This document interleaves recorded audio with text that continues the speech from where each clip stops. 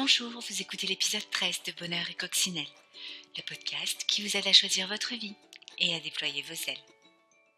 Je suis Sandra Morel-Bordenave, sophrologue et formatrice en entreprise, et je souhaite partager ici, avec vous, mes découvertes, mes outils, mes trucs et astuces pour vous aider à reprendre la responsabilité de votre vie.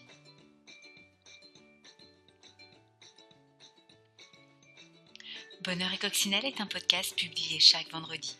Vous pourrez retrouver toutes les notes de l'épisode sur le site www.bonheuretcoccinelle.com, rubrique le podcast.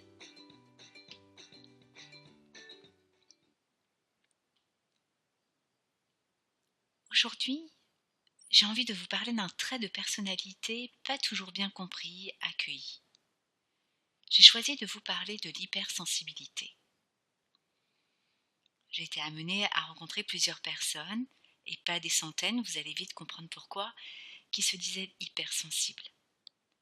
À chaque fois, de manière récurrente, elles m'ont indiqué combien elles pouvaient souffrir de ce trait de leur caractère.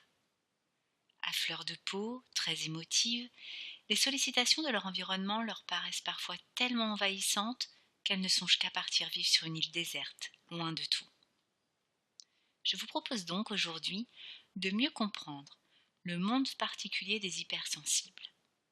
Des psychologues se sont penchés sur la question et voici le fruit de leur travail. Selon le docteur Hélène N. Aron, chercheuse et psychologue, les hypersensibles représentent environ 20% de la population. Cela signifie que si l'on connaît certainement tous des personnes hypersensibles, et peut-être même sommes-nous l'une de ces personnes, à contrario, une émotivité forte ne veut pas dire que nous sommes nécessairement hypersensibles. Même s'il s'agit de personnalités, d'individus, et donc que par définition il est délicat, inadapté même, de vouloir coller des étiquettes, le profil que je m'apprête à vous décrire peut vous aiguiller et vous aider à mieux vous comprendre vous-même ou l'un de vos proches. C'est donc en ce sens que je partage ce portrait type avec vous. Mon objectif unique est de vous aider à mieux comprendre. Un hypersensible naît hypersensible. Et oui, dans un premier temps, voyons ce trait de caractère, car ce n'est pas une pathologie, qui constitue et qui se constitue pendant la vie intra-utérine. Ce trait de caractère se développe dès la naissance et se manifeste de différentes façons chez les individus.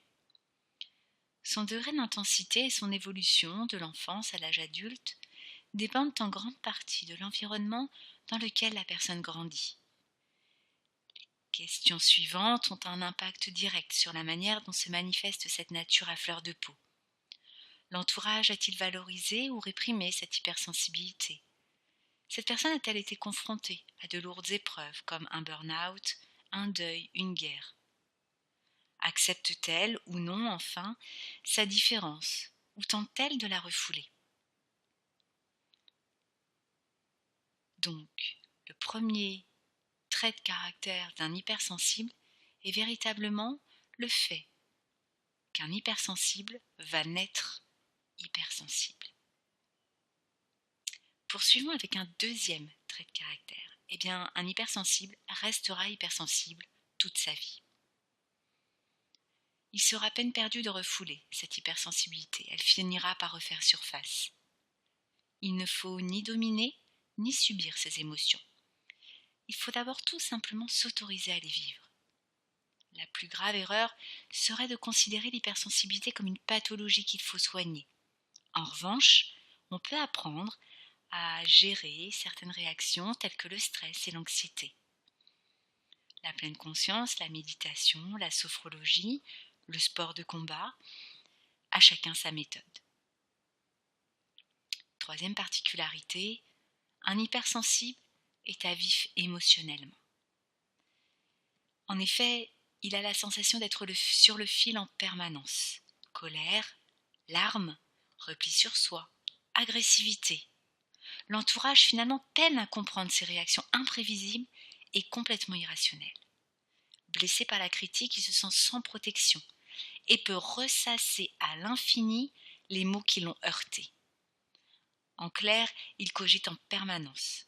ce qui draine une grande partie de son énergie. Mais quatrième caractéristique, notre hypersensible est aussi à vif physiquement. En effet, il va réagir à de nombreux stimuli, par exemple l'étiquette d'un vêtement qui frotte contre la peau, la sirène d'une ambulance ou une forte luminosité peuvent vite devenir insupportables. Le corps est en fait plus réceptif aux massages, aux caresses, mais aussi plus affecté par les allergies, les médicaments et la caféine. Un hypersensible a une oreille très fine. Un simple bruit urbain devient un vacarme qui l'empêche de se concentrer. Et en entreprise, vous comprendrez aisément que notre hypersensible préfère travailler au calme dans un bureau fermé plutôt que dans un open space. Autre pan de sa personnalité, notre hypersensible est doué d'une grande empathie. Plus perméable à son environnement, cette personne va parvenir à cerner l'autre et à deviner ses intentions. Alors, à la fois on pourrait dire que c'est une grande force, oui, ça c'est vrai, mais ça peut aussi constituer un problème, car elle va absorber toutes les émotions de ses proches et partager également ses souffrances. Au travail, cela va se traduire par des élans de générosité envers ses collègues. Plus attentionnée, elle est toujours prête à aider un nouveau venu, à accueillir un stagiaire. Elle va cruellement manquer d'esprit de compétition. Cette profonde empathie pousse très souvent notre hypersensible à s'orienter vers une carrière dans l'humanitaire.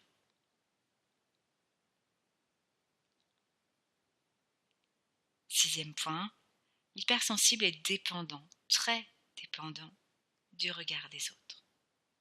De l'enfance à l'âge adulte, le désir d'être aimé ne le quitte jamais. En quête d'harmonie, l'hypersensible déteste les conflits. Il a peur de décevoir son entourage, d'être rejeté, voire abandonné. Il dépend profondément de l'affection d'autrui, en amour comme en amitié. Et dès qu'il a le sentiment d'avoir blessé quelqu'un, d'avoir prononcé des mots qui dépassent sa pensée, il est immédiatement submergé par la culpabilité.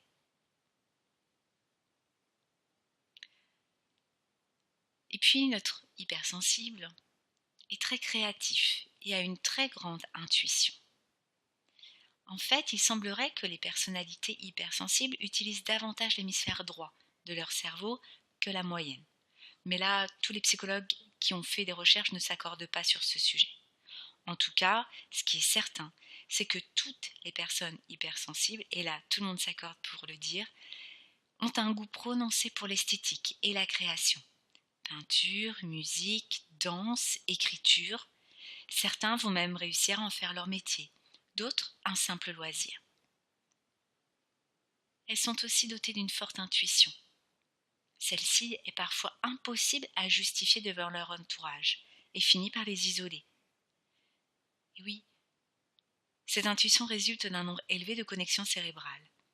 Ajoutez-y un sens aigu de la logique, un besoin de cohérence, et vous obtiendrez l'état d'esprit d'un hypersensible qui ne peut pas tout expliquer, mais pourtant qui sent les choses. Pour finir notre portrait type, je pourrais ajouter que l'hypersensible cherche profondément un sens à sa vie. Selon Hélène N. Aron, toujours, un hypersensible s'interroge souvent sur son existence et sur la mort. Athée ou croyant, il est attiré ou fasciné par la spiritualité et se sent profondément humaniste. Par voie de conséquence, il refuse de mener une existence routinière, dénuée d'originalité. Voilà en quelques mots les traits de caractère donc majeurs de notre personnalité hypersensible. Je vous les rappelle en guise de conclusion. Tout d'abord, notre hypersensible va naître hypersensible. Deuxièmement, il le restera toute sa vie. À noter que notre hypersensible est à vif à la fois émotionnellement et physiquement, qu'il est doué d'une très grande empathie et dépend profondément du regard des autres. L'hypersensible est très créatif et intuitif. Et enfin, il souhaite véritablement que sa vie ait un sens.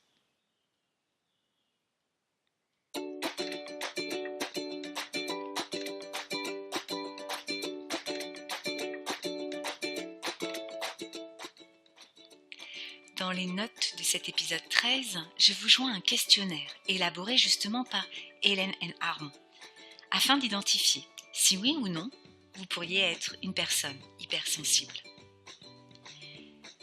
La semaine prochaine, je tenterai de vous donner des pistes de réflexion pour apprivoiser votre hypersensibilité, si c'est le cas, et vous aider à la transformer en véritable force. Rendez-vous donc sur mon site www.bonheuretcoccinelle.com, rubrique le podcast. Suivez l'actualité de Bonheur et Coccinelle sur sa page Facebook, sous l'identifiant Bonheur et Coccinelle en un seul mot. Et n'hésitez pas à partager ce podcast avec vos proches, vos amis, si vous pensez qu'il peut les intéresser ou leur être utile. Je vous souhaite une très belle fin de semaine et je vous donne rendez-vous vendredi prochain pour un nouvel épisode de Bonheur et Coccinelle.